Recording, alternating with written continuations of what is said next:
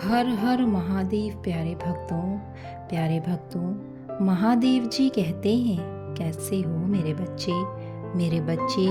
माँ पार्वती आज तुम्हें बहुत ही प्यारा संदेश दे रही हैं। इस संदेश को सुनना तुम्हारे लिए अति आवश्यक है। तुम्हें तुम्हारे जीवन में प्रेम पाने के लिए इस संदेश को सुनना होगा।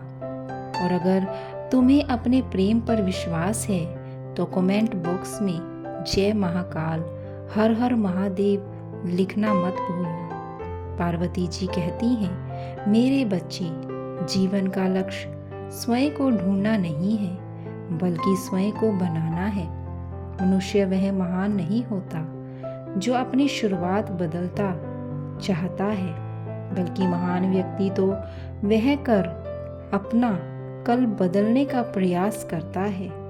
शुरुआत चाहे जैसी भी हो रही हो, तुम्हें सदैव वर्तमान को सुधारने के लिए परिश्रम करना चाहिए। यदि तुम्हारे जीवन की शुरुआत अच्छी नहीं हुई है तो भी तुम्हें निराश होने की कोई भी आवश्यकता नहीं है। अगर तुम्हारा बचपन निधनता, प्रेम के अभाव या फिर परेशानियों में व्यतीत हुआ है तो इसका मतलब यह नहीं है कि तुम्हें अपने पूरे जीवन को भी ऐसे ही व्यतीत करना पड़ेगा। तुम परिश्रम और दृढ़ निश्चय से अपने जीवन में परिवर्तन ला सकते हो। वैसे भी तुम्हें सदैव सकारात्मक सोचना चाहिए। यदि नकारात्मक परिस्थितियों में तुम भी नकारात्मक मनोदृष्टि रखोगे, तब तो तुम्हारा उससे नकारात्मक स्थिति से बाहर निकलना नामुमकिन है। किसी नकारात्मक स्थिति में भी सकारात्मक मनोदृष्टि रखना तुम्हें एक उम्मीद मिलेगी, जिसका सहारा लेकर तुम उस परिस्थिति से सफलतापूर्वक बाहर निकल जाओगे। इसी कारण जीवन में परिस्थितियां चाहे जैसी भी क्यों ना हो, तो मैं हमेशा अपना रवैया सकारात्मक ही रखना चाहिए। हर स्थिति में सकारात्मक सोच रखने वाला व्यक्ति सफल हो पाता है, किंतु सकारात्मक सोच रखना इतना आसान भी नहीं है। मेरे बच्चे, सच्ची खुशियां पाने का सबसे सरल तरीका है कि तुम्हें सदैव उन मौक़ों की तलाश में रहना चाहिए जिससे तुम दूसरों के चेहरे पर मुस्कान ला सको। सच्ची खुशियां तभी आएंगी जब तुम दूसरों के प्रति दया भाव रखते हो। कभी कभी किसी के लिए किया हुआ ऐसा कार्य जो उसके चेहरे पर मुस्कुराहट लगा देता है, उसे व्यक्ति से ज़्यादा तुम्हें खुशी दे जाता है। इसी प्रकार अगर तुम अपने प्रेम को पाना चाहते हो तो तुम्हें उसकी छोटी छोटी खुशियों का ध्यान रखना चाहिए। कभी कभी तुम सफलता को खुशियों से जोड़कर देखने लगते हो। तुम्हें लगता है कि तुम खुश तभी रह सकते हो जब तुम सरल और सफल हो जाओगे, किंतु ऐसा बिल्कुल भी नहीं है। चीज़ें कि तुम इच्छा रखते हो और जब मैं तुम्हें प्राप्त हो जाती हूँ तो वह सफलता कहलानी चाहिए। और जो चीज़ें तुम्हारे पास है, इसकी इच्छा रखना प्रसन्नता कहलाती है। मेरे बच्चे, तुम समझना होगा कि तुम एक अलग आहुतीय पाठ पर चलने के लिए इस जीवन में आए हो। संसार में सभी के जीवन का लक्ष्य और मूल्य अलग अलग है। सभी को अपना अपना रास्ता स्वयं ही तय करना है।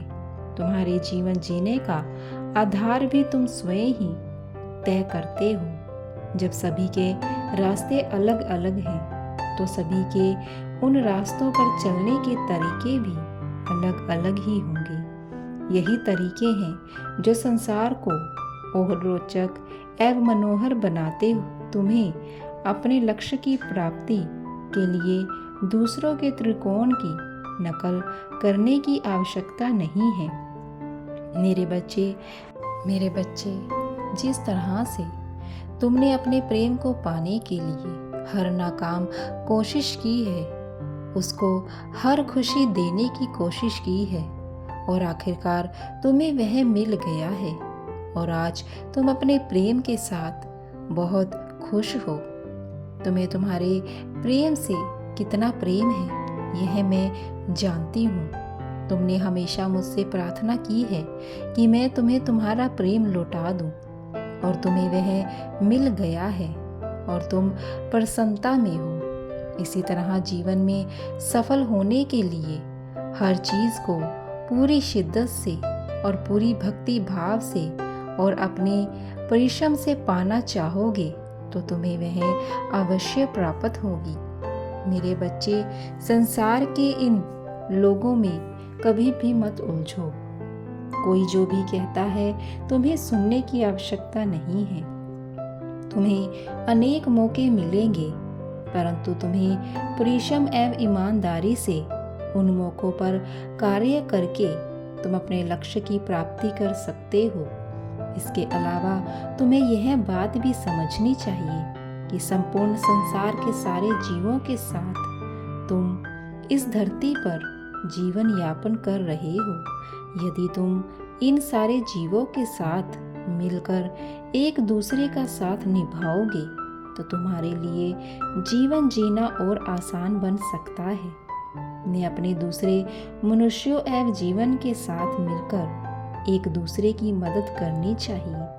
उनकी भावनाओं को हानि नहीं पहुंचानी चाहिए।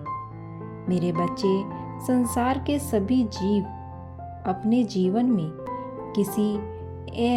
किसी विशाल परेशानी में जी रहे हैं। इसीलिए तुम्हें सदैव सभी से प्रेम पूर्वक बात करनी चाहिए।